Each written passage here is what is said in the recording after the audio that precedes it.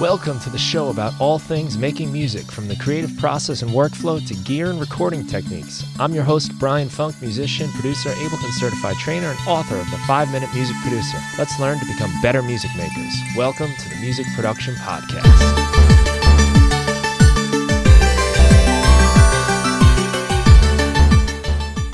Mic Nikou is the owner of Mic Nix Productions, a studio based in Adelaide, South Australia. He specializes in mixing, mastering, and full song production. Mike and I discussed how he began playing in rock bands and found his love of recording and production. We talked about how music making has changed and continues to evolve.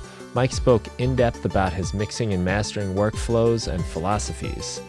This episode comes with a free download courtesy of Mike.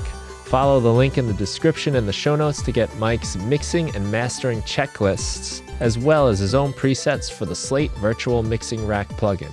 Please welcome Mic Nikou to the Music Production Podcast. This episode of the Music Production Podcast is dedicated to Darwin Audio, not sponsored by. I want to dedicate this episode to them. I got this new microphone from Darwin Audio. It's a vintage Pepsi can converted into a microphone. How cool is that? Let me show you how it sounds. Hello and welcome to the Music Production Podcast. This is the vintage Pepsi can microphone by Darwin Audio. Sounds pretty cool, right? I love this mic. I've had a lot of fun with it. Made a little piece of music with it that I'll let you hear for a couple seconds using just this and an acoustic guitar.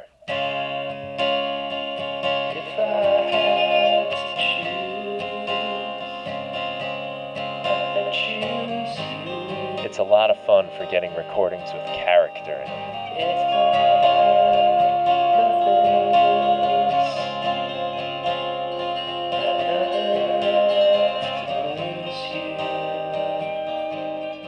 So the reason I want to dedicate this episode to Darwin Audio is because I bought this microphone back in February, and it was scheduled to be sent to my house, and then the blizzard of 2026 came and dropped 2 feet of snow on Long Island, so the delivery was postponed, and ultimately it never arrived. So I went back and forth with the post office, and it was determined that somebody picked up the package. Wasn't me, wasn't my wife, wasn't my dog. We don't know who took it, and the post office kind of said there's really nothing they can do except to contact the seller and ask if I can get a refund. Now, I didn't really think this was Darwin Audio's fault, but I wanted to reach out and just let them know what was going on. And maybe there was some sort of insurance that was on the mail, I don't know. So I reached out to Darwin and told him the situation. He thanked me for trying to solve it with the post office and said, listen, the simplest thing I can do is just send you a new one. And that's exactly what he did. And as a vote of confidence to the post office, he used the post office again, and I received this mic. I thought that was really cool of him. I didn't expect him to send me a new one, but he did, and I absolutely love the mic, and I love the company now too. This is just a nice case of a company trying to do the best for their customers, even if it's not their fault. So I want to dedicate this episode to Darwin Audio and let you guys know that this is a really cool microphone, and you can get them in all kinds of cans, beer cans, vintage soda cans, rare stuff, and it's sort of a collect them all, I think, type of thing, because you might get into the idea of having all these different soda cans mics. They're awesome, and it's a nice way to put a little character into your music in a day and age when everything is so pristine and perfected. A little character, something lo-fi like this, can do a lot to make your music stand out. So check out Darwin Audio, darwinaudio.net, and pick yourself out a nice vintage lo-fi soda can, beer can microphone and add some personality to your music. Thanks a lot, Darwin. I love your work and I appreciate what you did for me. Okay, Mike, we are on. Welcome to the show. Thanks for being here. Brian, thanks so much for having me. Really appreciate it. Yeah, it's great to talk to you. I've been watching your videos, especially on Instagram is where they really seem to know that I like you. Oh, that's great, man. Well, thanks for the support. Yeah, well, it's supporting me as well. I think you give out great advice, practical advice, and sometimes technical, sometimes philosophical. It's always great when I flip up and then you pop up on there, and you've always got something worth listening to. It's great stuff. Thanks, man. I appreciate it. No, look, I love what you're doing with your podcast as well. I like how you've got a lot of the little clips that tend to come up on Instagram, and that it's really cool to just see some of those little key tidbits, and it definitely keeps me watching as well. Yeah, cool. Yeah, we should probably say thanks to David Paul Newell for connecting us from the Midnight Mystery Club. Absolutely. Thank you so much to David. Much appreciated. Such a great guy. Yeah. Yeah, he was really happy with your work. And yeah, I mean, I heard the music too, and it sounds great. Yeah, David's been fantastic to work with over the years, and I love what him and LeVar are doing with Midnight Mystery Club. I think they got some really cool things happening, and it's always an absolute pleasure to work with the guys. Love their music. That's always nice, I guess, right? When you're enjoying the project and the work. Oh yeah, yeah, definitely. I wonder if you could just give us the background story a little bit. I know you've got you're not just engineer, you're not wearing that hat and that perspective. You've also come from like being a musician and songwriter too, which I think is always really nice in even say a drummer that understands songwriting a little bit or understands any other aspect. It really deepens their ability in both areas. So yeah, I'd love to just hear a little bit about the story, how you got there and how you got here.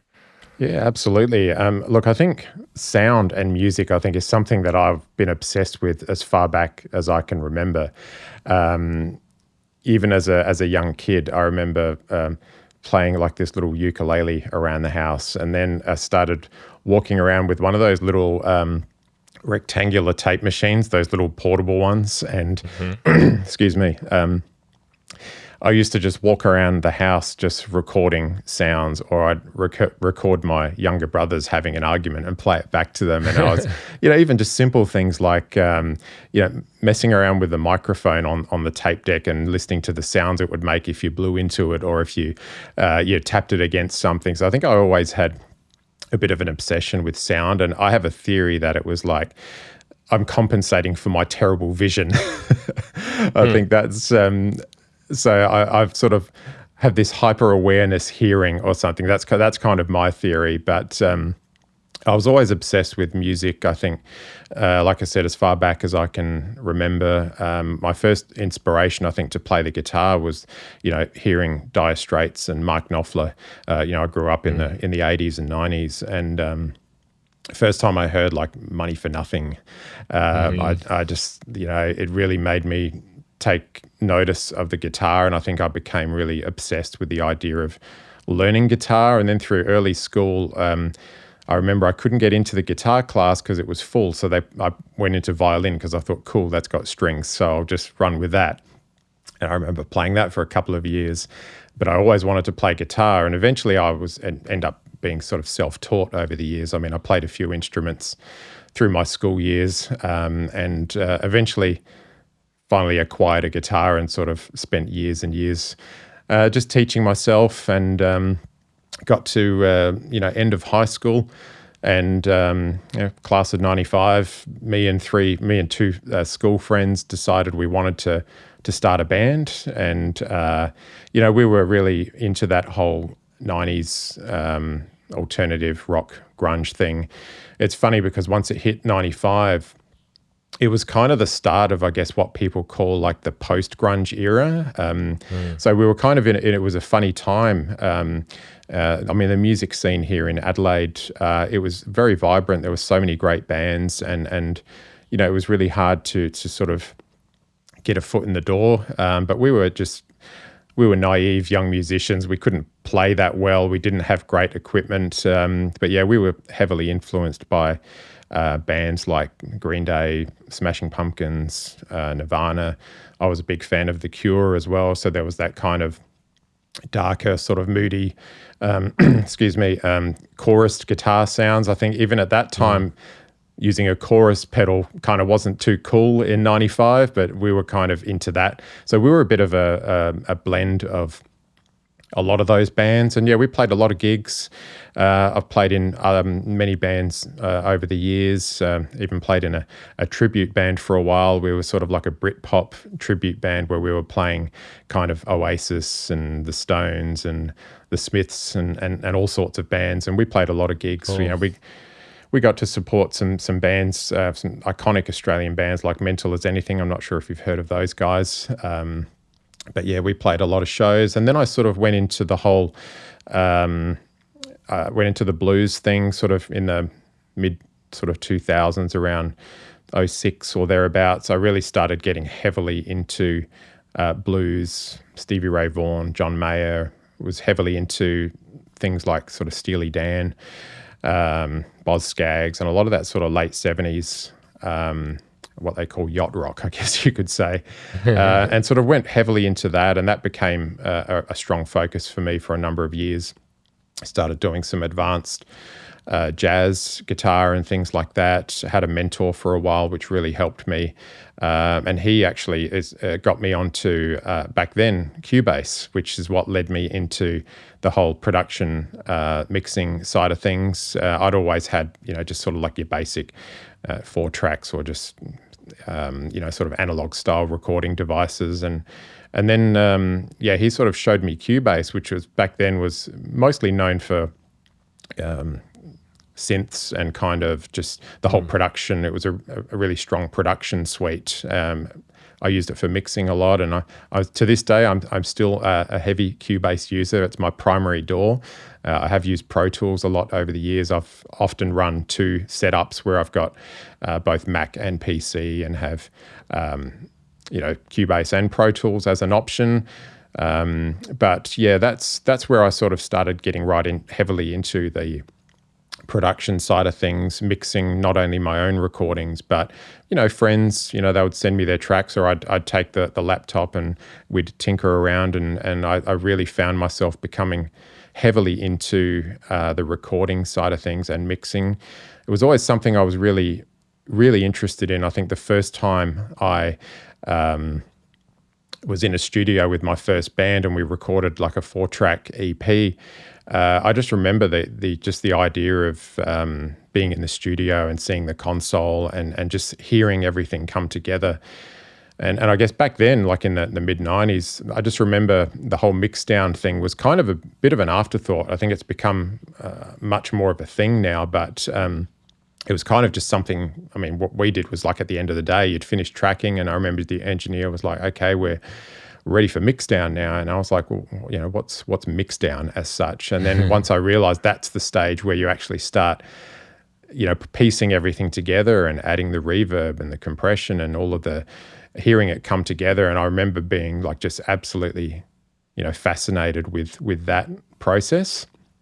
And to this day, I think, since officially starting my business back in 2015 formally, and just being heavily involved in that sort of mixing and mastering side of things, it's been a great journey. And to this day, like I love what I do. It's the fact that I get to listen to new music every day and be involved in it. For me, it's not a job as such. It's a lifestyle.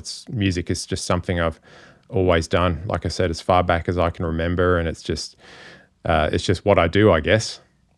No, that's cool. A lot of parallels to what I did myself, playing in bands and same sort of influences, and not really knowing what we were doing, but figuring it out. And even just those playing around with the old tape recorders, something me and my friends used to like to do a lot as kids. And I can remember a friend of mine and I were recording these just really silly songs we were making up. There's just guitar, and he would sing and mostly scream into the little like rectangular cassette tape recorder you're talking about.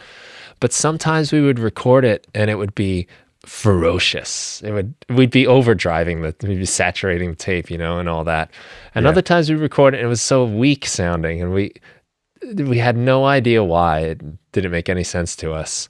But that started getting me interested in it. And Not too long after, I got like a cassette 4-track recorder and started doing little things with that. And that's how I got going too. And yeah, it's what you said about mixing is I remember that as well. The first time we ever played, recorded ourselves in a studio was our guitar teacher knew a guy that had a basement studio, which was unusual back then and around probably like 1997. So we grew up in the same era, so I think we're a similar age. So we went through that same lineage as such. Yeah. Yeah, we were like seniors in high school and we were recording our CD, 4-song CD. Yeah. It was so fun. Like we felt like we made it, we were just paying this guy to use his basement, but we were like, this is incredible. And it sounded so much better than our 4-track tapes. Yeah, really. Yeah, definitely. It's I remember that sense of thinking, wow, we can only accept this kind of sound now. Like I think once you've been in a studio and you've actually gone through that formal process and the high quality equipment, and then you sort of come back to your own recordings, like 4 tracks or whatever, and you're like, we can't accept anything less than like a studio sound. And like I said, for me, it really just started that obsession with recording quality. I think even as a kid, I think I had an obsession with like the sound of a record as well. Like, I mean, I listened to a lot of, even things like Michael Jackson. I just think that the sounds of the records were like, man, there's just this sound, the clarity, and then when like the CDs became, the main way for people to consume music, and then it was like, wow, well, records and tapes sounded good, but CDs are a whole nother level, and then it's sort of, just that obsession with the sound quality. I think that's something that's always been consistent. I mean, I remember tinkering around with the EQ on the home hi-fi system and learning that the smiley face EQ curve, even back then, that's a cool sound, So I think I had that. I don't know. I just had an obsession with that. Yeah. Yeah, I would use that to try to hear instruments. Like this particular frequency. I didn't even know it was a frequency. It was just, one of those little sliders that you'd make the smiley face on. I was like, this is where the guitar is. And I can like figure out the guitar part a little better if I turn this one up and turn that one down and sort of isolated, I guess. Yeah, well, I mean, I remember we had like a 4-band EQ on our home stereo system growing up. And I remember thinking, man, if I only had just a few more of those little sliders, I could do more with that. Yeah, right. And here we are. Yeah, and here we are. Yeah, we got infinite sliders now. It gives you an appreciation though, right? Like going through that. And then when you get into Cubase and you understand how much power you have because you've experienced those 4 tracks and kind of really simple setups that we had to deal with. Oh, for sure. And I think the challenge nowadays is to, it's kind of like that kid in the candy store thing. You've really, over the years, I've learned that simplicity has so much value whether you're recording, mixing, or whatever it may be. I think, when I first started out, I think everyone goes through that phase of collating plugins and just getting everything you can get and trying everything. And, it's an obsession in that respect as well. Like just it's infinite choices. And over the years, I've seen myself gradually just move away from so many of them and just having simple, high quality EQ or something that has a very specific sound, I think, is more of my approach now. Like I'm very conscious of that whole plugin overload thing. And if that's something I could tell anyone that's recording or mixing their own music is really learn what you're doing and why you're doing it, because there's no need to just dump a bunch of plugins on something because you've heard that someone has a chain with 16 plugins and they got that sound through that method. So that's, I think it definitely gives you that appreciation, having that background in where we didn't have the choices. And when you do have a lot of choices, you go through that phase of, I think it's just a process, isn't it? Because back in those days, you dreamed of, oh, if I only had this, if I only had that, Yeah. if I mean, I had a rack mount reverb and a rack mount compressor, which is actually behind me. I still got Yeah, the nice. Alesis Microverb 3 Oh, that's a classic. and the 3630 compressor. Yep. And I could only either run it directly through and record the effect printed, or if I had it on an aux channel, that was it. You could only really work with it in that level. And I'm realized, now years later, after going through all that, trying to download every plugin I could find and, navigate the dark alleys of the internet to get them all. And that is kind of a better approach a lot of times, because when you have too many things go on, you just can't suss it out in your brain. You just hear a wall of noise and mush most of the time. Yeah, and I think limitations are actually a benefit to creativity because it actually forces you to be creative. Whereas when you have too many options, you're focused more about, well, how can I utilize this piece of equipment, or how can I utilize that plugin? And I've bought this thing and I really want to use that in this song. Whereas if you don't have any of that, you're thinking about your song. You're focused on the song and you're like, well, I've only got this to use and I have to make it work. And I really think that, especially at the creative stage, I think when you're writing and composing and arranging something,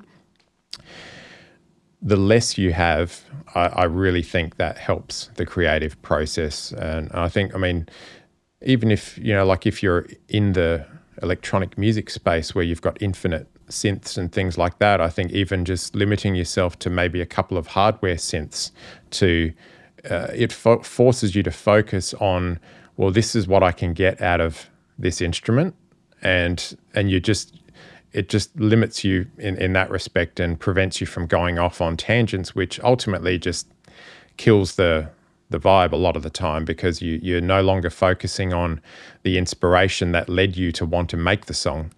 You're focusing on, or how can I use this compressor, or how can I use this instrument, or whatever it may be. So I think limitations have some value. Yeah, I think I bought some of these synths around me for the sound and, to have something tactile to play with. But I'm starting to feel that maybe one of the best features of them is that I don't have multiple copies of them. So I can't do 7 tracks of this synth unless I commit first and then record another track. Whereas if I open up any plugin or, I can have 32 different versions of the same synth on different tracks and be stacking them and thinking I'm making complex sounds by layering things together. And like you said, kind of never moving forward. I've got maybe like a cool riff or something, or a cool loop, and now I'm just dressing it up and dressing it up and dressing it up instead of moving to the next part, the next section maybe. And when I do that, I find it almost impossible to build another section, because I've got this super deluxe thing going on for 4, 8, 16 bars. And then the next thing is nothing. It's like a kick and a snare. And like, it sounds so weak and doesn't feel connected. Oh, for sure. And I think with modern recordings, and a lot of people have adopted that mindset of, oh, we'll fix it in the mix. And so the concept of committing is now, it's scary to a lot of people, because they want the options.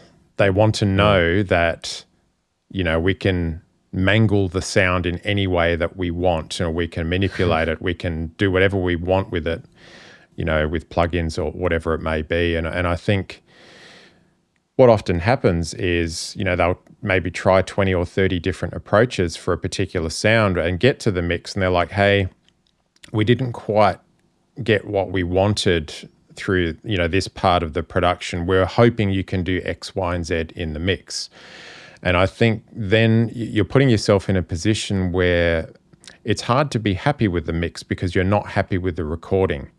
So my philosophy is if you are able to commit to a sound, take the time to, maybe try out, if you're recording guitars, for example, get the amp sounding how you want it to sound, get the right strings on your instrument, get the right pedals or whatever it may be, and just experiment there. And once you get that to a point where you're like, okay, I'm happy to hit record now, I think there's so much value in that, because if you're happy with the recorded sound, the mix is going to be even better. Like it's going to be next level again, because you're already happy with maybe what you've already got. You might even have a rough mix that you're really happy with. And then it becomes, hey, we really need to only improve this maybe by 10%. And then, but that 10% is just a phenomenal level. So I think, the concept of committing,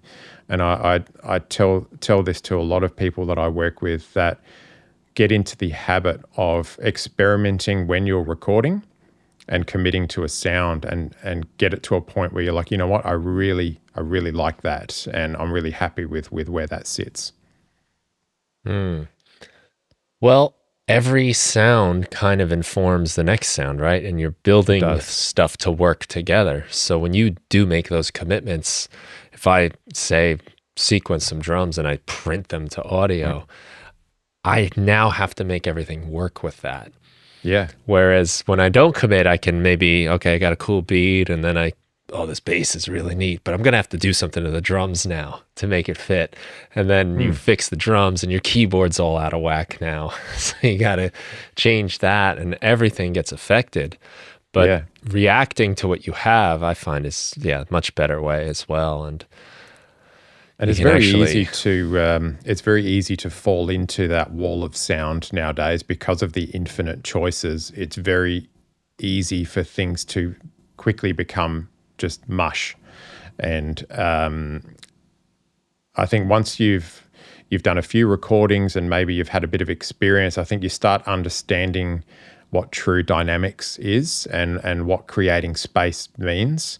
Once you start learning that, the kick drum occupies this particular space in the frequency domain, the guitars are going to take up this sort of area. The vocals need to sit in this other area. So I think once you start learning about where things fit in the grand scheme of things, I think that's when you really start progressing to a level where not only maybe you're writing and arranging, but you're thinking about, hey, I know that these synths are going to take up a lot of space, so I need to make sure that those tonally allow the vocals to come through, or whatever it may be. So I think once you start getting to that level, then you really start understanding how dynamics works, and just how, not just with arrangements, but with the just with the sound, and how all of the, like you said, the frequencies fit together. When I was doing my first years and years of recording, I wanted everything to be huge or whatever. I wanted my guitar to be thick and heavy. So I'd be turning bass up on everything, and probably soloing and listening, be like, yeah, listen to that guitar, huge. And then hear the bass. But then you put it all together and it's like, it sounds weak. Like, what happened here? And that revelation of understanding that they have to all work together. And I started thinking of the entire frequency spectrum like a canvas that a painter might have. And I can't paint my house and my tree and my river all in this one corner. I have to spread things out and give them their space. And that made a huge difference when my guitar sounded bigger when I actually let them have less space and let other things support it. Yeah, it's phenomenal what you can actually do with less sometimes. Like, I'm using an example of music I grew up listening to. Like, when I think about bands that were an inspiration to me, like whether it's Smashing Pumpkins or Green Day or whatever it is, I mean, Green Day were a three-piece band and they sound huge. Okay, yes, there were double and triple tracks of the guitar, but it sounded absolutely massive. You know, and I remember reading an article a long time ago where Billy Corgan from, you know, the Pumpkins was talking about when they recorded some tracks in Melancholy, and he was like, oh, well, that track has got 60 rhythm guitar tracks on it. And I remember thinking, oh, well, that's the answer. That's the answer to a big sound. We've got to have like 50 guitar tracks to make it sound like that. But without understanding that those tracks there might be a minuscule of it blended in a certain higher octave or whatever it is. And then you sort of compare that to, like, say, a Green Day where they were tracking with a much simpler setup, but it still sounds equally as big. So there are different ways, I think, to get a similar result as well. And really comes down to your identity and your philosophy on recording and how you naturally perform as well. I think that's something people should always look at. If you're a band and you're playing live, I mean, what do you actually sound like when you're on stage and you're performing? What do you actually sound like?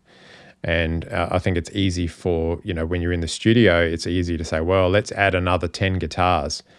Are you going to be able to reproduce that? That was something I was always worried about in the bands I played in. I was like, we can't reproduce that live. There's no point adding all of these extra sounds, because I just remember always having, that thought process of, no, we have to be able to somehow reproduce it live.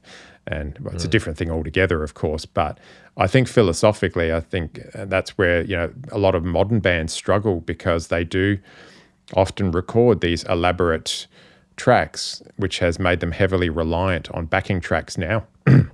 Excuse me. A lot of the big artists that are performing now are completely reliant on backing tracks. And I not that that's necessarily a bad thing, but it's different, I guess. Yeah, I don't think I'm a big fan of it, actually. Generally speaking, of course, and I'm like an Ableton Live guy. I love that stuff, and I use Ableton Live to perform.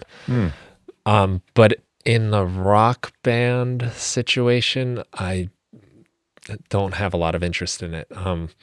I don't like that it forces you to a click. I get an uneasy feeling when I see a band and I don't know what I'm hearing.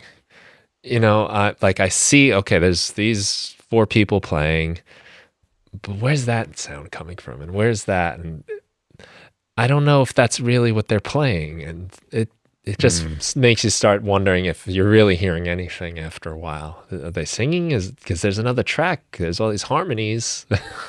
Yeah, and it's almost become the standard way that bands operate now. Everything is done via in-ear monitoring. Everything is done to a click. Often you don't know if you're hearing a recorded vocal or a live vocal. I don't know. I think part of it maybe comes from, perhaps in some cases they're not as rehearsed as maybe they need to be. Maybe they need those tracks to actually make it sound, palatable, I guess, for the audience. Because I think once you strip everything down and say you're a 3-piece or a 4-piece, people are expecting you to sound a certain way. If you've put records out and you're promoting that record and you're touring, people have an expectation of what they're coming to see. And I think that's where maybe the pressure has come in, because people have geared more towards that more elaborate recording, layered, multiple vocals. They're in a situation where they have to use them just to portray something similar to what they've put out there in the world, I guess. It could also be our heritage being... Yeah, maybe it's that. Maybe we're just too old. Well, I mean, I think of like Milli Vanilli when they were exposed, or even more recently, still a while ago now, but Ashley Simpson. She was on Saturday Night Live and they cued the wrong track or something, and she like kind of danced around, and that like killed her career. Same thing with Milli Vanilli. And now I just don't think anyone would care. I'd be like, oh, they just started the wrong track. Who cares? But like back then, there was some. I guess we hadn't accepted it as much, Like now we kind of know if I'm going to watch someone perform at the Super Bowl, I'm not really hearing them perform. This is a very, and like you said too, so much of the production, and this makes sense to me. It's gotten so elaborate that people want to hear it like they know it. So yeah, I think more and more too people stripped down. Definitely, more and more people seem to have, like audiences seem to have an expectation. They want to hear the record when they pay tickets to a show. I don't know. It feels that people want to hear the record more, and I think they feel like they're not getting their money's worth unless they hear. Whereas I don't know. Growing up in a time where you didn't know what bands were going to do, I think that was the excitement. I think you would go see a band. I mean, you love their album and you think, oh, I hope they play this song. Like I was a big fan of Counting Crows for many years, and I really love their. As a live band, they are a completely different animal. Like they are not.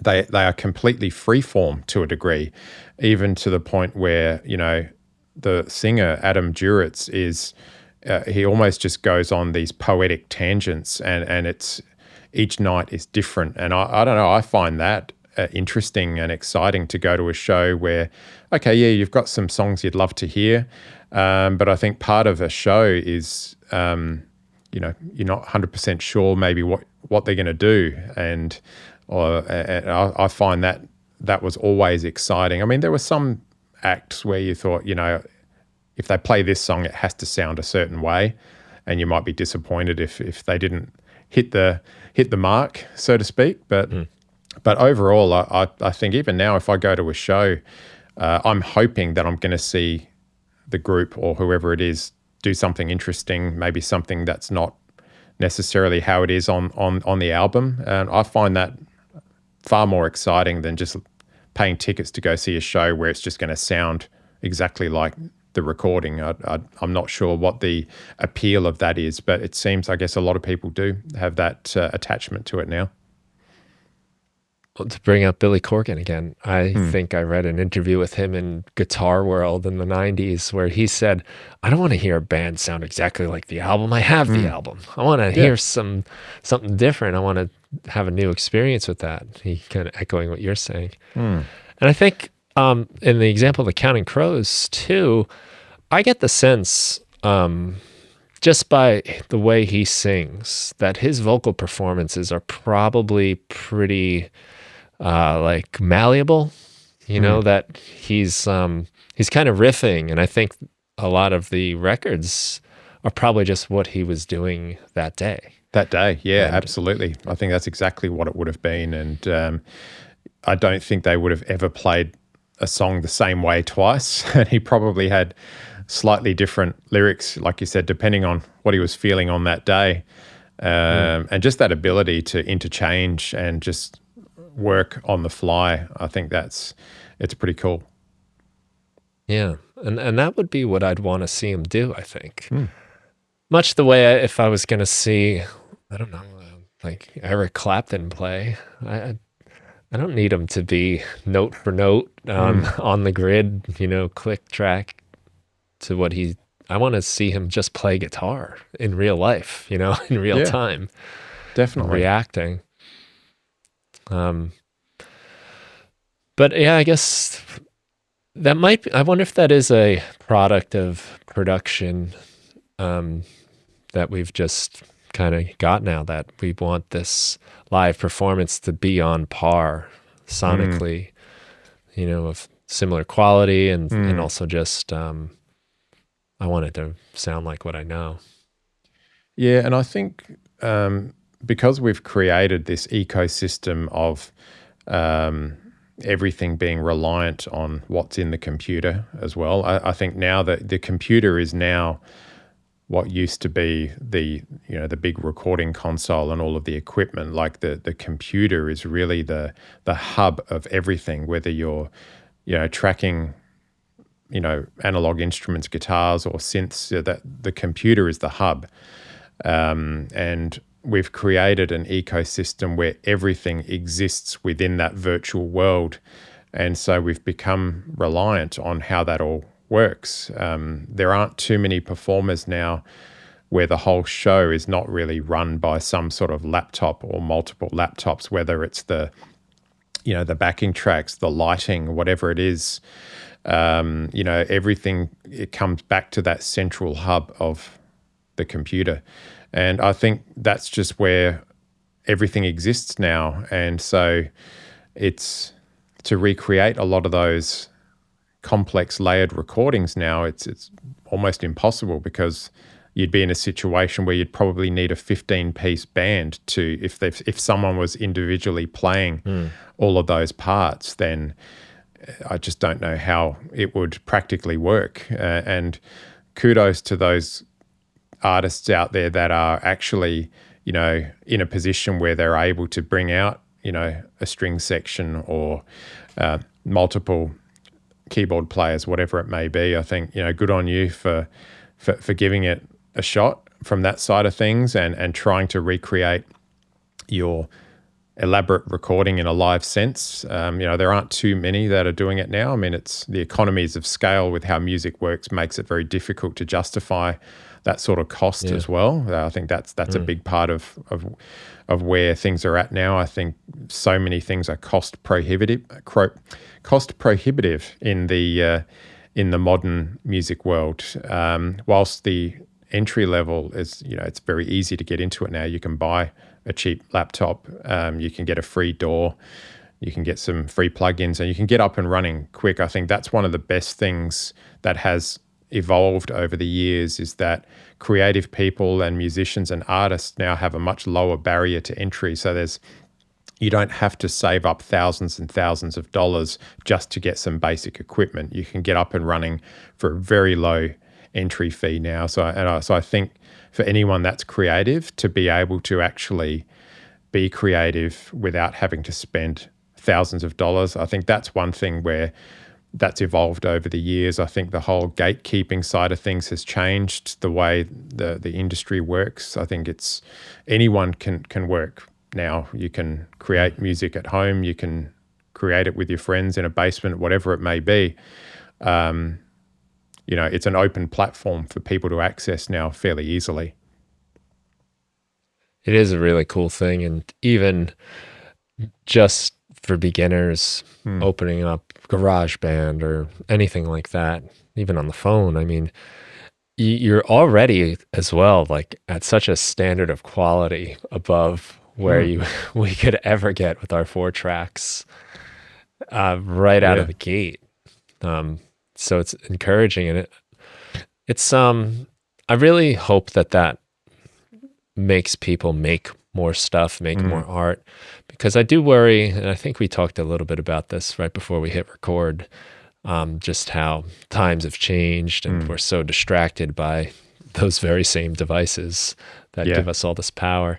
Because I've wondered if I would have learned guitar if I was coming up now, to struggle through it, the not be able to do it. It doesn't sound good. My fingers hurt. And I could have got a nice dopamine release on Instagram instead. Well, that's the challenge for young people nowadays. I think that's, deciding on where they're going to focus their energies. I mean, for someone that is inclined to learn guitar, I mean, the resources that are available for free now are absolutely phenomenal. Could you imagine if we had YouTube when we were kids and you wanted to learn the solo from Sultans of Swing, which I spent years, sitting on the end of my bed, stopping the tape, press play. I think that note sounds like that. Play it 50 billion times. I think that's right, but it was maybe completely wrong. But whereas now you can get to a certain level. I mean, I speak to people that say, oh yeah, I started playing guitar 3 months ago, and they're kind of already at a level where, so I guess they've been able to bypass a lot of those years of struggle to a degree and get to a certain, for the information. Yeah. So I think if that can shorten the time that it takes for you to get to a certain level, and if you're motivated to do that, I think the tools that are available now are far ahead of what we had, growing up. It just wasn't available. The information wasn't there. You had to really dig. You had to find books. You had to find maybe a video that was available to rent at the store or something, to learn about something. So I think if you are a motivated person to do that, the resources are readily available at no cost now. So, but like you were saying, the trick is can a lot of young people even be bothered? Like, they can get that quick dopamine hit on the socials. They can do all of that stuff, and it must be a real minefield for people to navigate, I think, particularly young kids that are in school and whatnot, to sort of decide where they want to divide their time and what they want to, dedicate their time to, because the distractions would just be endless nowadays. Yeah. And as much as it's given us a platform where we can share our stuff, get our stuff out there, it seems to have made us consumers so much more.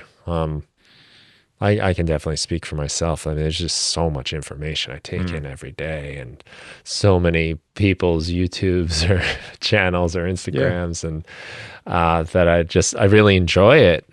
But I'm as much time probably watching and learning and listening about music as I do making it. So yeah, for sure. I think everyone's in that same situation now. I think, whether it's YouTube or whatever it may be, I think there are so many rabbit holes to go down now that it's just so easy to fly off on all sorts of tangents. I think it's great from an information side of things. I mean, I love learning new things. I think it's always enjoyable to learn about something new, and the fact that we can easily do that now with very little cost investment as such, I think that's one thing that's really changed. I think because it wasn't too long ago where you had to really decide on, what you want to invest in, whether it's your time or your money. You had to be pretty selective, because once you were committed and you paid for it, you better make sure you got the value out of it. Whereas now I think you can sort of dabble in all sorts of different things, whether you're into music or cooking or cars or whatever it may be. I think you can easily dabble and learn about things and be like, I've watched a bunch of videos on that. I'm not sure that's for me. So you can kind of get to a certain level, and I think maybe fine tune your interests, and maybe find things that you didn't know that you liked. And I think but then it gets back to that distraction side of things. Does it create a situation where everyone is kind of, I don't know, like not so much a jack of all trades, but, just sort of mediocre at everything, because there are so many different things we're doing now that it takes an extraordinary amount of discipline to stay focused on one thing. So that maybe that's an opportunity for people now. I think those people that do choose to specialize as such, that's where the opportunity is, perhaps. I think you're probably right. That is a hard thing to come by. Somebody that is, and it's hard for me even and even within music, it's hard. It's hard for me to pick the one plugin I'm going to learn really well. Absolutely. Or the one technique, or even the one genre of music I'm going to play today. Those are hard decisions, and sometimes crippling. And it's not because I don't want to do it. It's because I want to do it all. And now I have access. It used to just be, I got a guitar and I got a friend that plays drums. So let's make music. Yeah. I mean, the whole information overload thing is a real thing now. Like, even if we do localize it back to music, it's very easy to just be completely distracted and overwhelmed by the choices that we have just through the setups that we've created for ourselves now. And it is something that I actively try to remind myself of. Even when we're talking about things like, sort of mixing templates. And I think that's where I think people make the mistake of thinking that a template is something where we can bunch all of our plugins onto it and we can apply those amazing plugins to everything. Whereas I really try to, and I've done a few videos on it, where it's like a toolkit, like a plumber's toolkit. a plumber turns up to a job and they're not going to use every, they're not going to use like the same wrench for every job or whatever it is. Like they have a certain set of tools that they trust, that they know can do a certain job. And that's something that I really try to employ when it comes to mixing is the templates that I use are just having my tools available without me having to search through the menu and add. Like everything is always loaded in bypass because you want to hear the raw tracks. You don't want to hear any of the plugins. And once I've kind of built the session, then I'll remove a bunch of things, like I might be like, okay, I don't need any of those plugins for this track. We can get rid of that. Even with things like routing, Cubase has got a really cool new feature where you drop the audio tracks in a folder and that folder is automatically routed to whatever bus you've set it to. Like so if you've got, like I was mixing a track last week that had 80 backing vocal tracks just for backing vocals. So I was able to drop those vocal tracks into a folder labeled, backing vocals, and that's automatically routed to my backing vocal bus. So whereas previously you would have to go into the you'd have to bring up the mixing view and you'd have to highlight all of the tracks, right click, route them to whatever bus you want to, but it's done automatically now. You literally just dump the audio files in the folder, and providing that folder is routed correctly in your template, it's ready to go. So that's a huge game changer. Literally just came out, I think, last month in the latest version of Cubase. So even things like that, from an efficiency side of things, it forces me to focus on what I need to focus on because like I said, with the whole template side of things, I will remove a bunch of plugins that I don't need because I know I'm not going to use them. So that's really something that I try to actively remind myself of, excuse me, when I'm going through the whole mixing stage. I'm trying to remind myself of, what do I actually need here? What tools do I need? What tools can I trust? And what tools are going to get me the result that I'm looking for? Right. I love that plumber analogy. I think I heard you talk about that in one of your videos, but it is true. Like you got the stuff you need for most situations, right? And yes, the goal is not to use every wrench I've got in my toolbox. It's funny because I scroll through.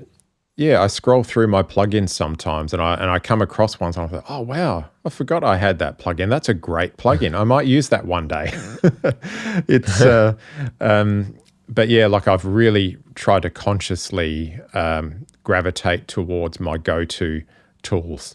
And I feel that it's helped me create even better mixes or masters, whatever it may be. I think it's just helped refine the process because you know what you're getting as well, and you know how to get what you want out of it. I think that's part of the battle. I think you might say, I've got a vision for this sound of this track, but knowing how to get what's in your head, that's the challenge. And I think that's what's taken years, I think, to get to that point where, I hear a track and I'm like, yeah, I know what we need to do there. This is what I need to employ to get that sound. And that takes a long time. Like I said, I started, formally doing this back in 2015, but it's taken this number of years to get to that point where I think, I have that confidence that I can say, I can achieve the sound that I hear in my head. That kind of reminds me, again, something from our shared experience. Where you and I would buy a piece of gear back in the day and you were kind of stuck with it, right? You couldn't send it back to Amazon and they'd, you could order, I needed a distortion pedal recently. I ordered 3 and sent 2 back. Yeah. You learned your equipment, you learned it, you understood it. And that's something that has been a huge help for me inside the DAW is to get used to certain plugins and get used to how they work and how they respond. And then learning like, oh, this is good for this. This does a nice job here. I think probably a lot of the old gear that we kind of, put on a pedestal these days, and there's all these recreations you can download of. I mean, a lot of it is really amazing, but I think part of it is because the people spent time with it and learned how to pull those sounds out and where they excelled. And that is, I think, part of the legendary status is learning the gear, because, I mean, as I've said, I've scoured the dark alleys of the internet when I first got my computer to find every plugin, and I would get all these like really interesting things of old gear and not understand why this was such a great plugin. Like, okay, what's the big deal about this? Because I didn't know how to use it. I didn't know what I was doing with any of this stuff. But when you spend a little time with something and understand its function and how to use it, I find that to be the most important thing to have, is that understanding of how to use it, rather than which one, which DAW, which plugin. It's more the one you know. That's the one. Yeah, absolutely. And I've learned over the years why certain pieces of equipment or plugins are as famous as they are. Like I'm confident now in most cases I can get whatever I need with just an 1176, an LA2A, a Manley massive passive, maybe a Bax EQ. And so these, once you learn how these tools work properly, they are that good because they can do so much, and you can get what you need very quickly. It took a long time to really learn, just the intricacies of even something as simple as an 1176 compressor and how that works. Once you really understand what it's doing, I think the turning point for me was when I realized I could hear compression.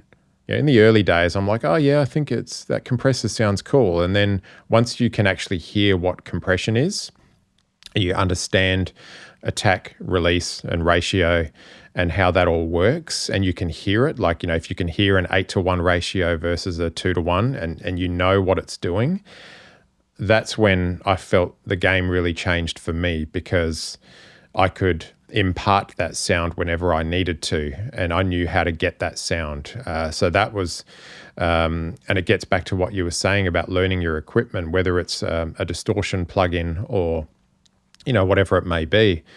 Once you have that in-depth understanding of it, you know how to get what you need out of it, and then it becomes a genuine tool. Well, then you can also stay in that flow a bit better. You're not trying to figure out how this thing works and all. Oh, the worst thing for creativity is to, be tinkering around with something to get it working. There's nothing worse. There's nothing that will kill a vibe more than trying to figure out a pedal. Like, I mean, even when you're rehearsing with the band, there's nothing worse than you're getting in a flow and someone's got a problem with their new pedal that they bought, and and everyone just stops playing and like, okay. And it makes a big difference. I remember one time we were rehearsing and our bass player had just bought this really expensive new bass rig, and he wheeled it into the rehearsal room and he set it up in the corner and turned it on, and it was like at a really low setting, but the entire rehearsal room, all we heard was bass guitar. And we were like, man, we can't even hear the drums properly. All we can hear is that thumping of that bass.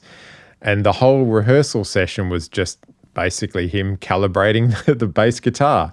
But yeah, look, it's amazing how, that sort of stuff can really, it really affects creativity as well. So I really like to try to separate, like if I'm learning a new piece of gear or whatever it is, I try to dedicate like, okay, so what I'm doing today is I'm figuring this thing out.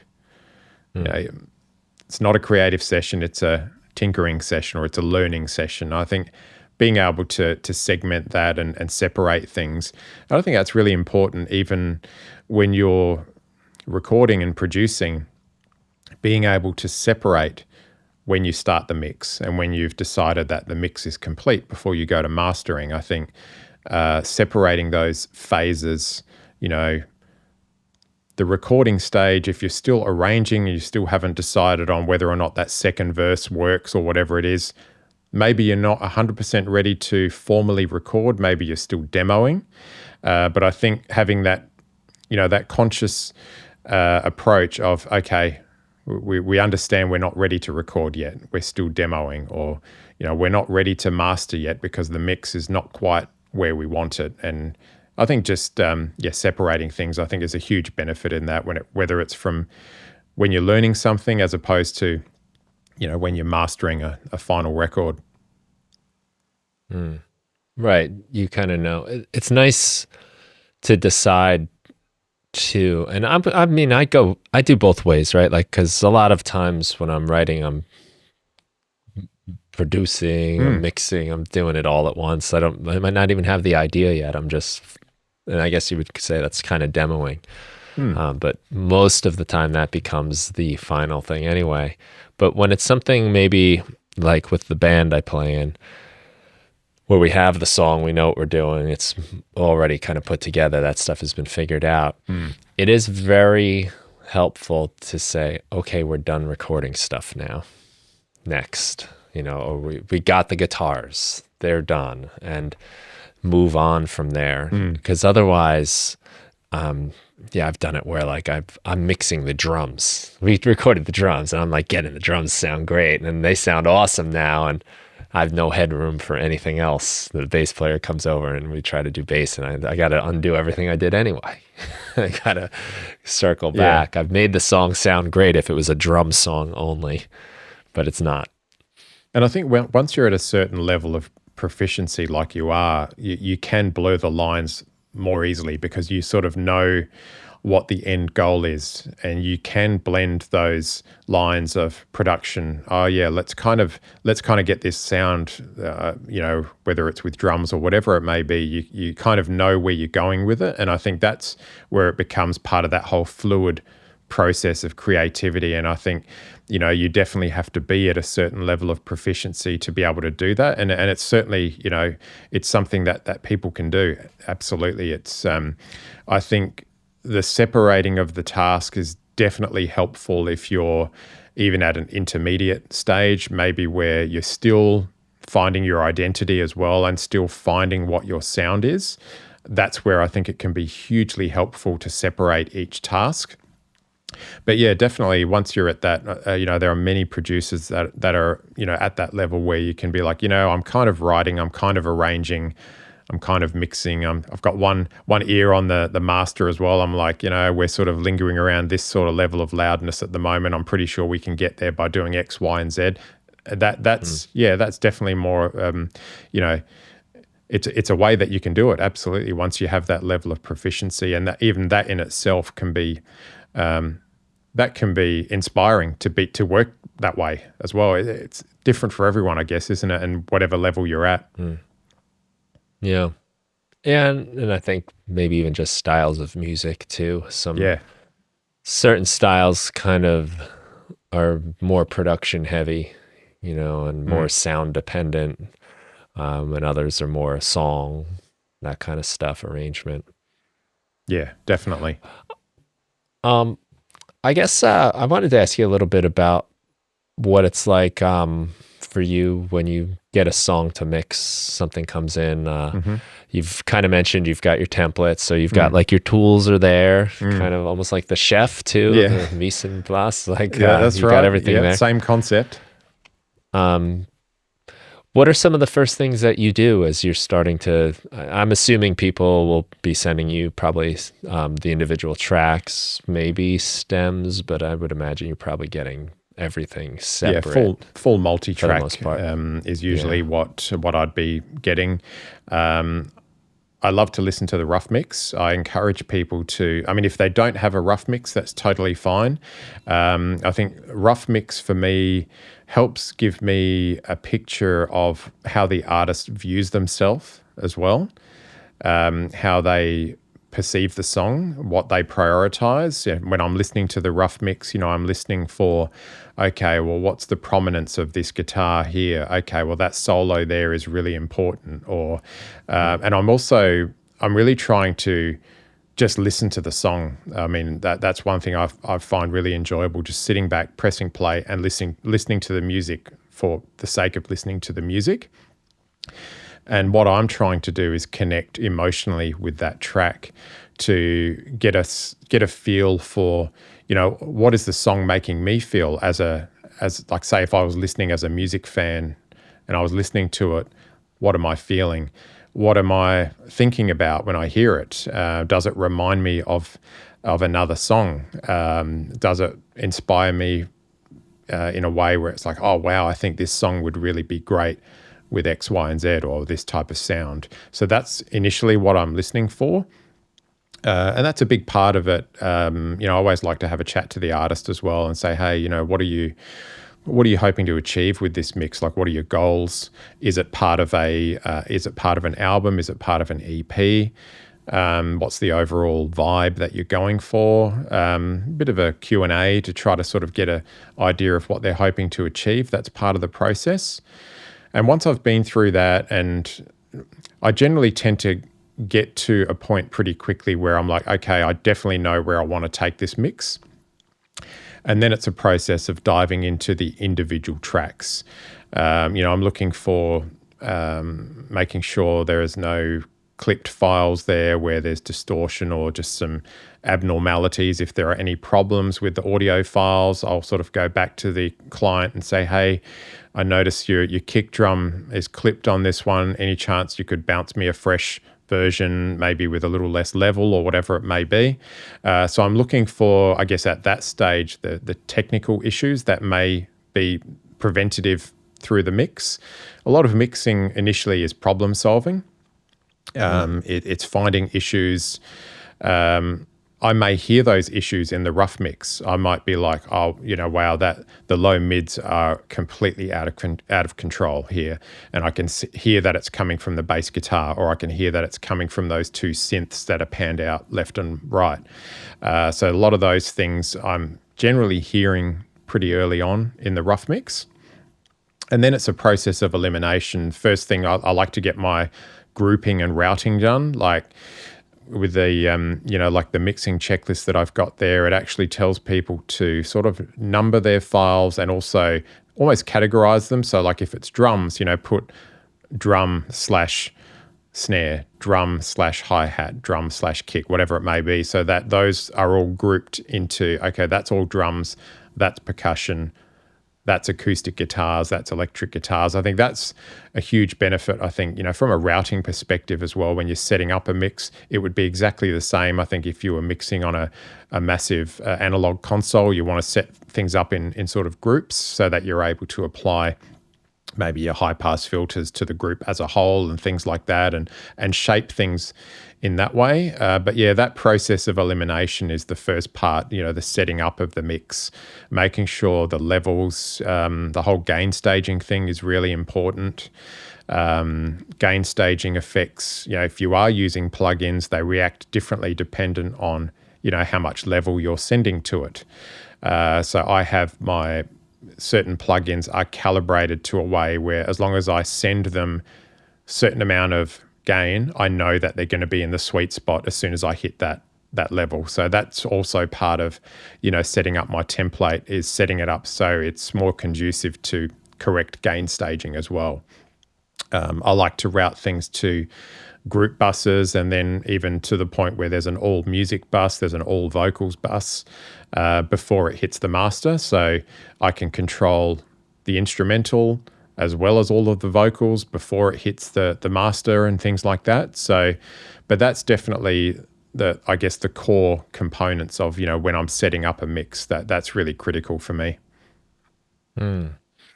Right. So you got to kind of make sure there's nothing too wrong, no problems, maybe clean things if necessary or get them done again. Organization, yeah, that sounds like a huge one. And you mentioned the checklist that you sent over, and I just want to re-mention, which I'm sure I said in the intro, that you are providing a nice download for people of your mixing and mastering checklist for people. That would be before they send it off, but it's also just great stuff to think about for yourself before you move on to these new phases.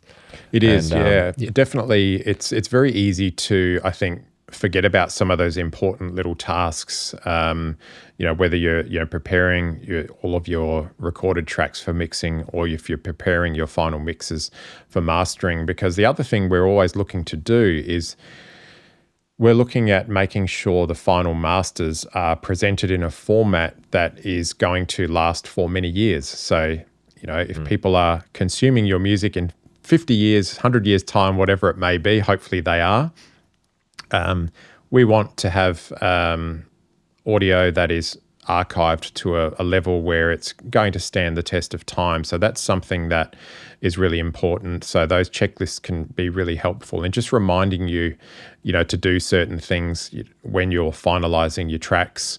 It can be very helpful, even if you are doing it yourself. It's just little reminders that can help you get organized. Yeah, that's great to have, just as almost something to look at every once in a while. So people can download that and keep that. And maybe if they decide to send you something, or send something anywhere really, or just to yourself. Yeah, they're very much universal. Yeah. It's kind of just good advice really for where you are in the process. Oh, absolutely. Yeah, it should hopefully be a good help for people. You mentioned we have a little checklist I'm kind of reading off of here too that we were going to talk about. Some common issues you hear when you get productions, things people run into. I know I have some of my own that I'm very aware of. I, for some reason, like to let things build up in that 1 to 2K region. I don't know, maybe my hearing's like weak there or something. I tend to emphasize that a lot when I'm mixing. What are some things like you tend to see that maybe we can learn to avoid if possible? I think definitely overall levels of each individual, audio track. I'm saying like the level of the vocal, making sure that it's not distorting or clipping, things like that. That's something that I wouldn't say I see it frequently, but when I do see that, it's that's a huge problem. If you're mixing a track and your vocal is clipped, it's kind of past the point of no return. Yes, you can use RX and try to declip things like that, but it's never going to be the same. So I'm always recommending people to get things as clean as you can, to the point where it's not distorting. Crossfades, I think, is something that people can occasionally just miss that when they're, bouncing their files out for mixing. If they've comped a vocal and they've pieced together different parts of different performances, making sure you've got those clean crossfades so you're not hearing the microphone or the cut point where you've edited the audio. That's really important, just to get a clean track. And also something I do see semi-frequently is when people have recorded a vocal maybe on different days. Like maybe they've recorded verse 1 and then come in the following day and recorded verse 2 or the chorus. Have an understanding that your voice has a different timbre, a different sound each day. You might wake up one morning and you're just slightly more congested than you were the day before. And so then you've got a performance where you've got verse 1 has a particular sound. Maybe you even moved the microphone in a slightly different position and you've got a different tonality, throughout the song. And that can kind of just subliminally create for the listener a bit of a strange experience. Look, if we were in a situation where I have to fix that during the mix, I would usually cut up the vocal and put it on different tracks, mult it out, apply different EQ to each verse, just so that we get a nice cohesive sound. That is one of the solutions for that sort of problem, but that can generally be avoided by setting your levels correctly when you're recording and recording everything on the same day. Like say if you're recording a lead vocal, try to get that track done the same day. It's fine if you're recording, backing vocals and things like that later, you can stack them. It really doesn't matter. But I think when it's something like a lead vocal, take the time to get a really cohesive, consistent recording, and the results in the mix will be significantly better. That's something that I do see occasionally. Yeah, that is one of the hardest things to do, to get the same sound on the next day, or Yeah. sometimes even just later in the day. You take a break and you come back.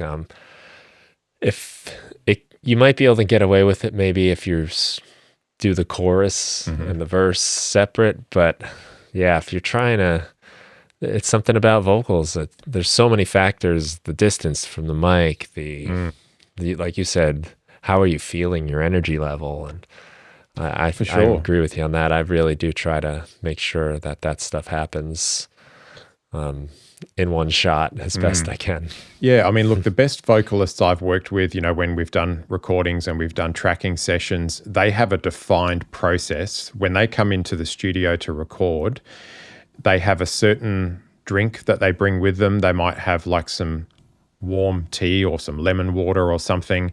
They will only have a certain number of sips before they start. Then they'll wait 5 minutes, and then they'll do a test run to see how they're feeling. But it's a process. They won't, they're not going to have a lunch break until because if they eat a certain food, then they're going to have their voice might have a different sound if they drink a coffee or something. So, the best vocalists, they are completely rigid in their process when it comes to tracking. It's like it's a defined process they do every time. It's they have their own checklist, I guess you could say, of how they prepare for a session, and you'd be surprised at how much you can get done once you are organized and you know how you feel and how you work and how to get the best out of yourself.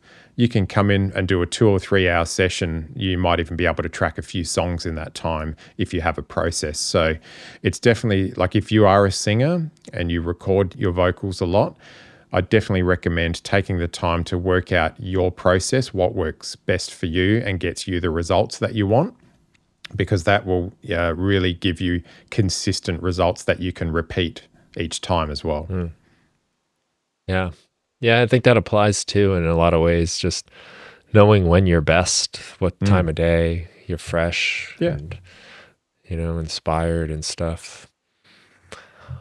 You've got one of the bullet points here is kind of brings us back to something we've been talking about a little bit with the way things have gotten produced and polished over the years, and we got into the live performance aspect. One of the dangers of that is you can polish away all of the nice stuff. And speaking of vocals, for instance, sometimes you go in there and you're cutting breaths and little things to clean it up. And sometimes there's a lot going on in those breaths. There's a lot of emotion in there.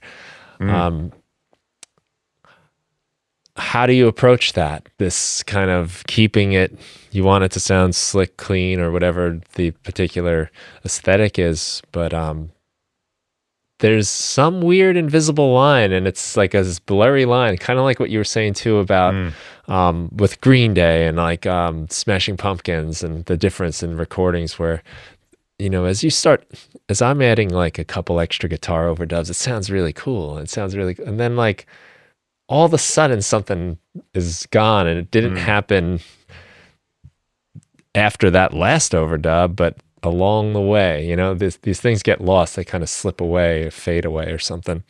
They do. How do you approach all that? There's definitely, I think, a point you get to where it's almost like you're past the point of no return. Like you've edited something to the point where it's no longer what it was. And I think that's where it's worrying. I think where you look back on a track that you've been working on and you're like, well, this really doesn't sound like what I was doing.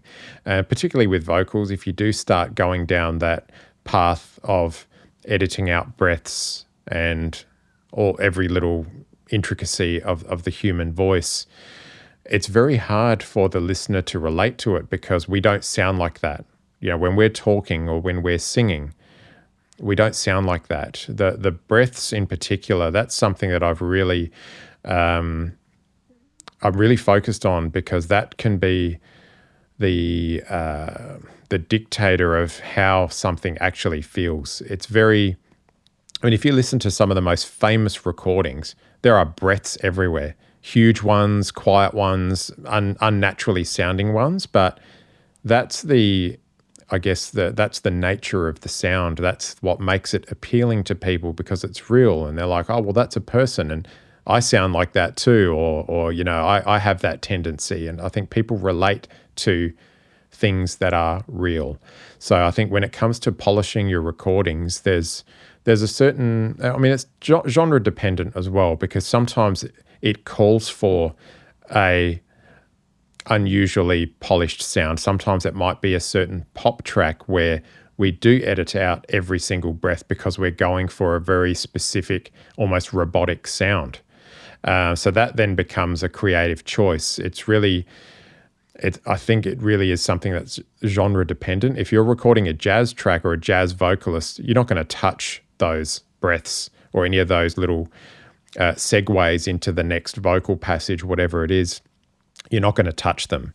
You're probably not even going to compress it too much because it's intended to be a highly dynamic recording where there are some super quiet parts and some louder parts. Maybe you just want to catch the peaks or whatnot. But even when I'm tracking vocals, I prefer to track with little to no compression because I want to capture the character. I want as much dynamics as I can get if I'm tracking or recording vocals. It's easy to squash it down the track. We can do that later. That's not a problem. What we can't do is reintroduce dynamics if it's too squashed to begin with. So that's something that I would say to people, particularly at the recording stage. Don't feel that you have to use compression to record.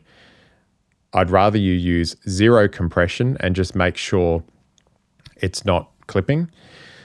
Maybe if you've got a compressor that's just grabbing the peaks, but even then it comes down to microphone technique because the best singers know when to pull back from the microphone if they're belting something out. They know they've got to be further away, but that's a technique thing. That's something completely different. But as for the recording itself, I do think it's largely genre dependent. And there are certain genres where, like I was saying, using jazz as the example, you can't mess with that in that sense. It has to be as human as possible. Right. There's definitely a lot of music you wouldn't want to edit, auto-tune, quantize. And sometimes it's exactly what the song calls for too. Yeah, I mean, I hear a lot of modern tracks that are, where the singer is absolutely phenomenal, but I can hear Melodyne. I can hear that it's been tuned, and I'm like, you don't need it. You don't need it. You're already a great singer. Okay, there might be some passages where it's very slightly flat or sharp or whatever it may be, and if it bothers you, clean it up. But, you listen to some of the greatest songs of all time and done by great singers, and there's flat notes everywhere. There are sharp notes here and there. And part of that, I think that's the character of the music. I think even when it is a pop recording, you can sometimes hear where, the singer has maybe dropped a little flat in verse 2 as opposed to verse 1. But I think that's what we relate to. As humans, we're listening to music, we're looking for things that we can relate to. And I think the more we keep the human element in there, that's really, I think that's what we all want to hear. And that's where I think, AI and that side of things is never really going to be able to replicate that. It can't decide whether or not something sounds good or bad. It can't discern. It can give you a certain sound, but it can't, make a decision as to whether or not something should be loud or quiet or whatever it may be. I think that's where a lot of people are really concerned about AI and where it's going, but I don't think it's any different to any other tool that's come out in music over the years. People were worried that Pro Tools was going to completely kill off hardware and analog equipment. It's completely not the case. People still use all of that hardware frequently. So it's not something that's ever going to disappear. I think it's a new technology that's there for people to utilize. And I think if it gets people creative, great. But it's never going to be able to do what a human can do as such. It's kind of like, I don't know, I like to use the analogy of frozen pizza versus a restaurant pizza. Frozen pizza, it's still pizza. You can put it in the oven and heat it up and it's still pizza, but it will never be what a restaurant pizza is. In that, I always like to use the food analogy sometimes. I think with music and production, like the chef thing, I think there are some strong parallels there. But yeah, a lot of people are worried about the whole AI side of things, and I really just think it's a new tool. We're learning where its place is going to be. I'm hearing that they're going to be changing the way monetization works for AI stuff that's being released on streaming platforms. They're going to be demonetizing a lot of that stuff. I think where it's maybe going to be lucrative in the future is artists licensing their likeness, where, like a big company like a Warner Brothers or whatever might be able to hire Taylor Swift's likeness to be on a song that she never even has to actually perform in. She never has to go into the studio to learn the song or sing it. They'll just, pay for her likeness and she'll get the royalties. I think that's where I can see that becoming a big avenue for artists down the track, particularly for artists that have gained a certain level, of popularity, where they're able to monetize their likeness. That I genuinely believe that will become a significant income source for those artists that, are able to do that. Yeah, that's an interesting angle, that's for sure. I think you have a point, though, with a lot of that human stuff, that it can analyze and probably through data and probability figure out where those flat notes should be and all, but it doesn't make the decision because it sounds good or it feels good. And that's a lot, I think, where those decisions happen. I mean, even guitar is, I think, a nice example where you've got the frets, right? So you can play the notes, but there's a lot of stuff happening when you bend that string, even just a little, or just the vibrato you add to it. You can come out of tune and create tension. And I still think even if this gets so good, where it's like making amazing music that people want to hear, it's maybe like the restaurant analogy, right? Like I could go to the Michelin star chef restaurant and get my spaghetti and meatballs or whatever, but there's still something special about mom's spaghetti and meatballs. Yeah. The ones that your mom makes, or your wife, or your best friend is a great chef, or just the way the guy down the street makes barbecue food in his way. Yeah. I think we'll still long for that, and I'm hoping anyway. There's something just really nice about real people putting their effort into it. Things have gotten so overblown and produced, and it's amazing what we can do. Like you said, live shows, the lights are in sync and everything. But it's cool to just watch, a couple teenagers bang around and do something real, regardless of how good it is. Just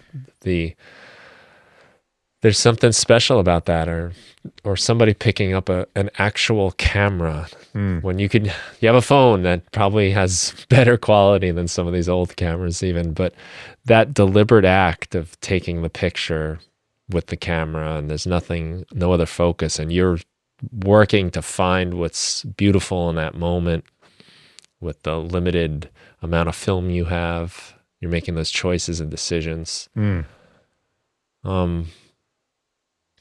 I'm hoping all of this makes us appreciate that aspect of it. It's happening to me, I'm noticing. I'm really seeing that in the stuff I'm enjoying lately, that I'm noticing the effort or the thought behind it or something, the human.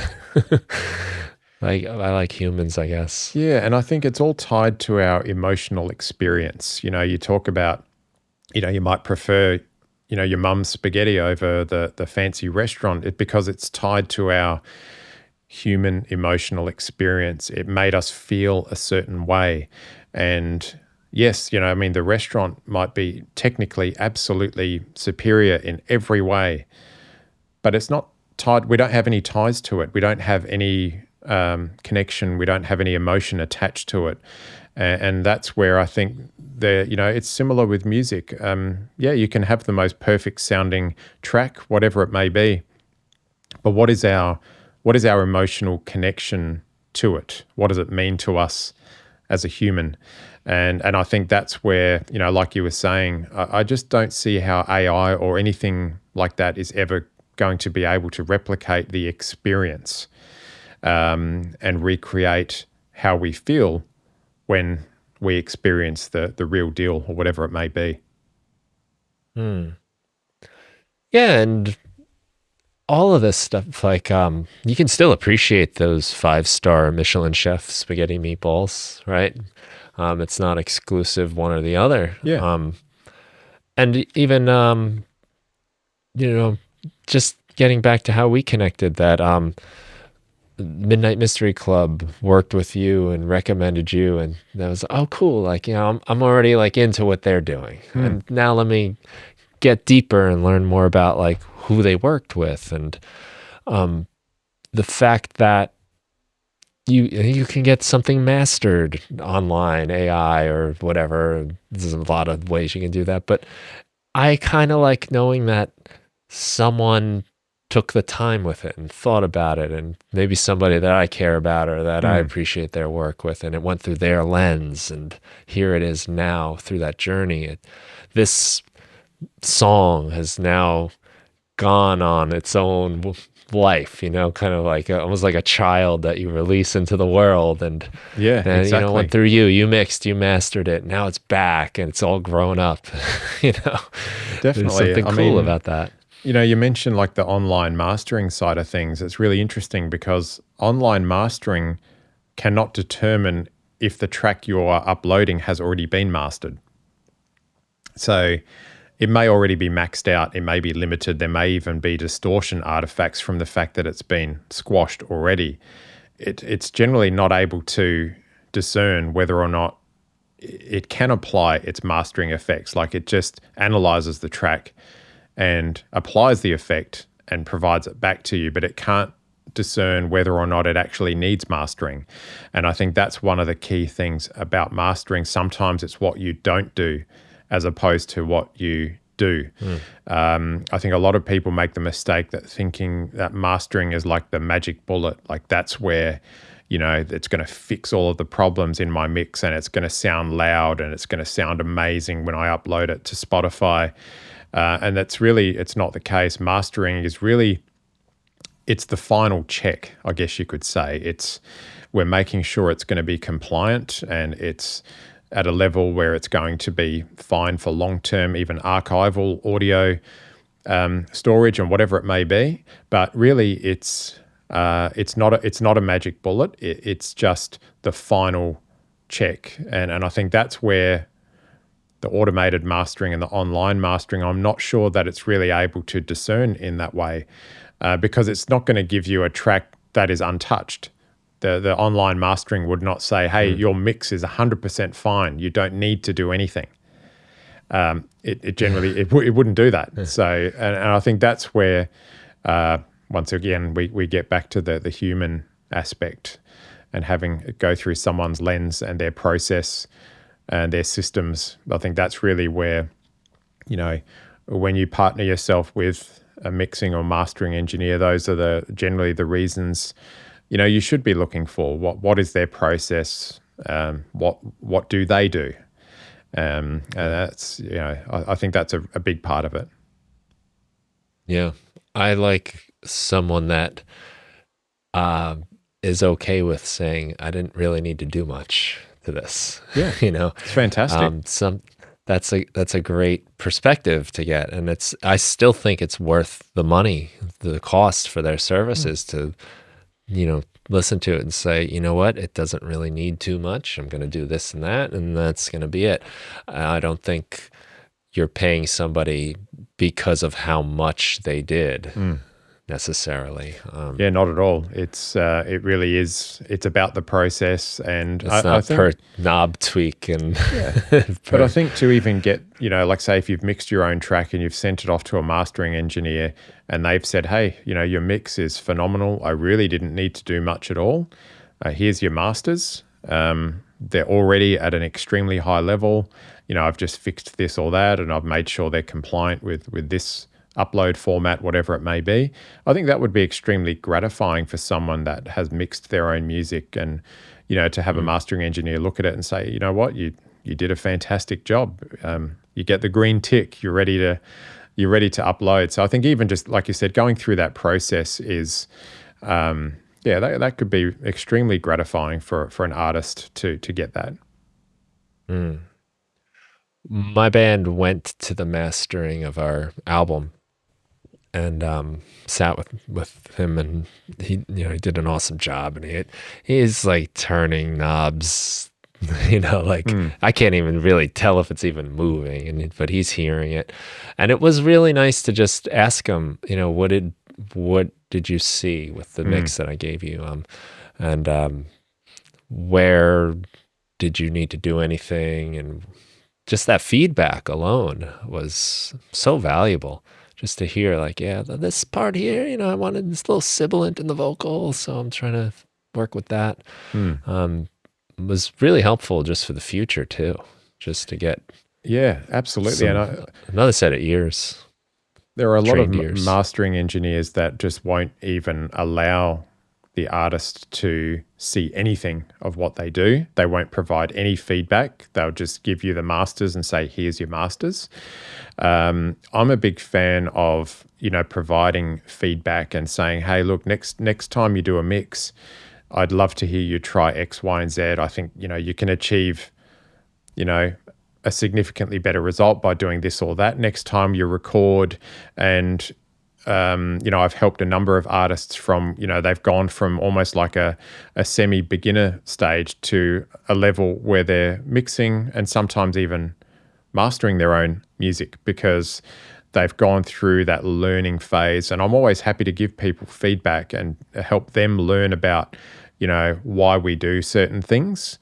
Because that incrementally helps them over the years refine their craft, and it also helps them articulate what they're trying to do as an artist. I think sometimes that can be a big a blocking thing for people. Like if you don't know how to do something, but you know what you want to do, that's really frustrating for an artist. So I think the more you can learn, and those, like I said, those incremental learns throughout the process, and then you look back after a certain number of years and you're like, wow, I've come so far with my music. So that's something that I'm always conscious of, and I'm always happy to answer people's questions about the process and why I do a certain thing.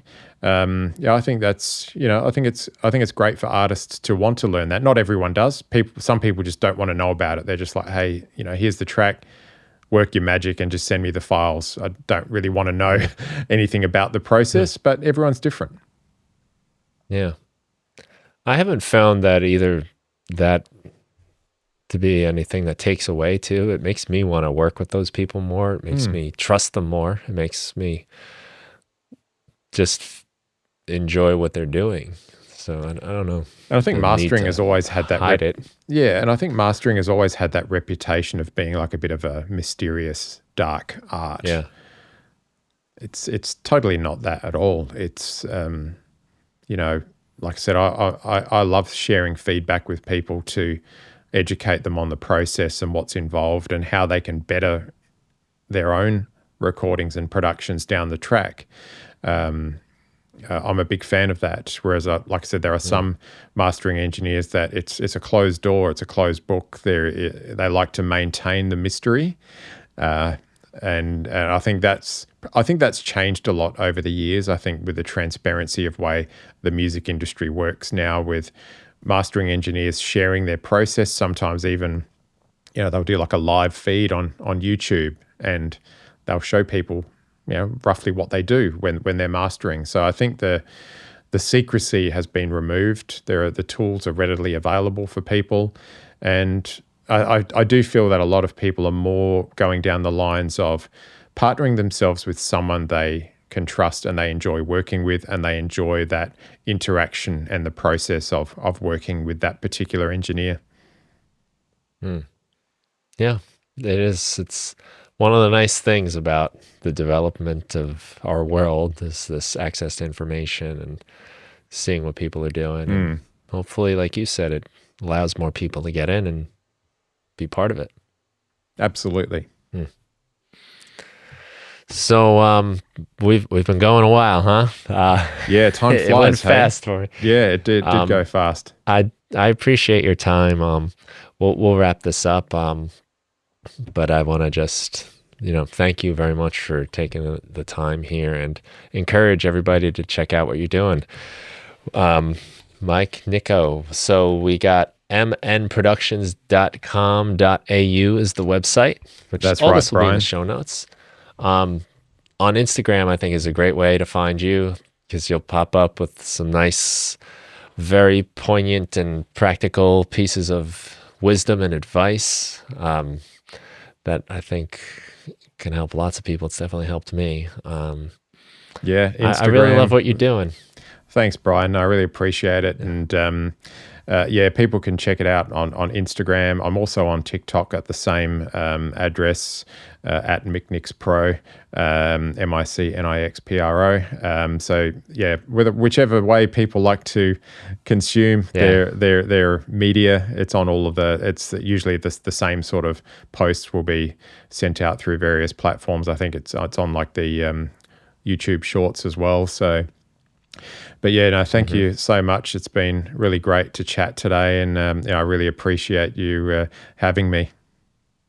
Yeah, and thanks for supplying the download. You've got the mastering checklist, the mixing checklist, and some Slate VMR presets. That's virtual mix room, right? Yeah, Slate. I don't have that, but no, that's cool. It's a Slate virtual mix rack. So it's basically like an interchangeable mix rack where you can plug in different modules within the mix rack. So you can put like console, emulator, EQ, compressor, and you can interchange all of the modules. I've got a few starting points there that people can use. It's not so much to apply a particular sound to something. It's not so much, I guess, like a magic bullet as such. It's more of a bit of a starting point where people can work with, if they are mixing their own tracks or experimenting with sounds, some specific presets for like drums and things like that. So, I hope people will find some sort of use for that as well. Yeah, well, that's very nice and generous of you. And we'll put that link in the show notes as well as all of the other ones there for people to find. I appreciate that, Brian. Well, thanks for being here. And thank you everyone for listening. You guys have a great day. Thank you. Appreciate it. Take care and have a great day.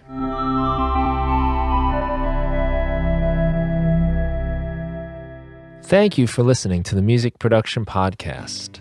If you want to help support the show, the best thing you can do is tell a friend, someone you think that would enjoy the show. I'd also love it if you could leave a review wherever you get your podcasts. And if you want to support my work, you can go to brianfunk.com. I've got tons of Ableton Live packs, tutorials, samples. You can check out my book, The 5-Minute Music Producer, which gives you 365 short music-making activities to help you get started, stay inspired, and finish more music. And there's also the Music Production Club, where you get my latest releases as soon as they're finished. It gives you access to a community of like-minded people who are making music and sharing ideas. You can share your music, find new collaborators, and participate in our live meetings where we set up some kind of musical challenge and then make music together and share our results at the end. That's the Music Production Club. It's a lot of fun, and you can find that and everything that I do at brianfunk.com. Thanks again for listening to the show, and have a great day. I'm so sad the end's here again.